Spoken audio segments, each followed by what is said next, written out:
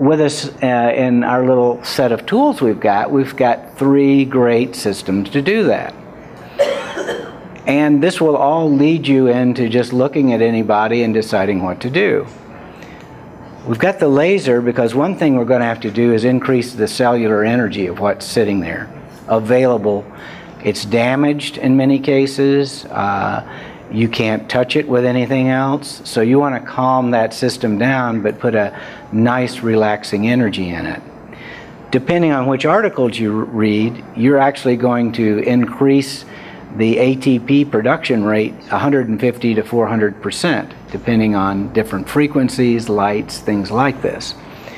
The other thing is, I always have them put it on their heart. Everybody that comes into, when I'm working with them, I have the laser on their heart for a couple of cycles. Well, why do I do that? The light's going in, it's activating the mitochondria. So now the energy production's going up. And in the Krebs cycle itself, there's several things that are going on. We hear about the ATP production. So you're converting ADP to ATP. You're shifting this phosphate back and forth. When that occurs, an electron pair goes out to the electron transport system and gets like hot potato.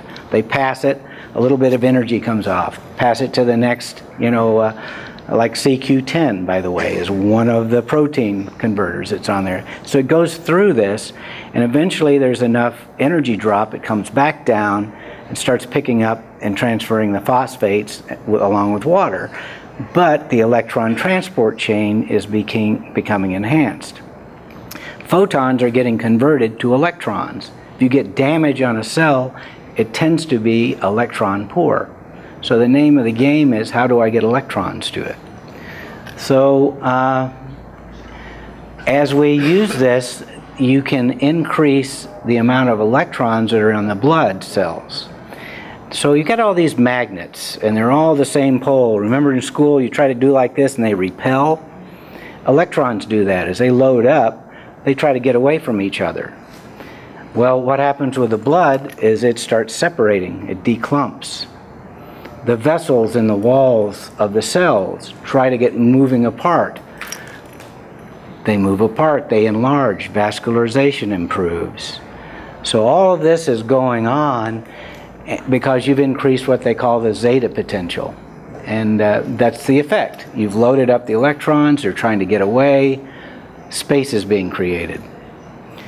So the other thing that happens is you've repolarized the cell walls. Now the membrane is allowing sodium and potassium to travel like they should so that water doesn't get entrapped in the cell, inflammation starts dropping. So all these things are going about because you put a light on somebody. That's why we want to use the laser. Now they've got all this available energy and their system's beginning to work well. So we go after this dysfunction. That hasn't done anything to help really with that efferent, afferent nerve loop dysfunction. We're going to put the SCENAR on there, and it sends a nerve-like impulse that's interpreted by the body, and it starts breaking up that dysfunctional loop, and then it resets. As that happens, we become more normal. Again, we go back to how we should be.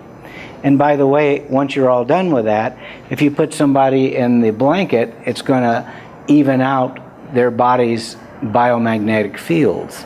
And we'll show you that in Correllian photography in a minute.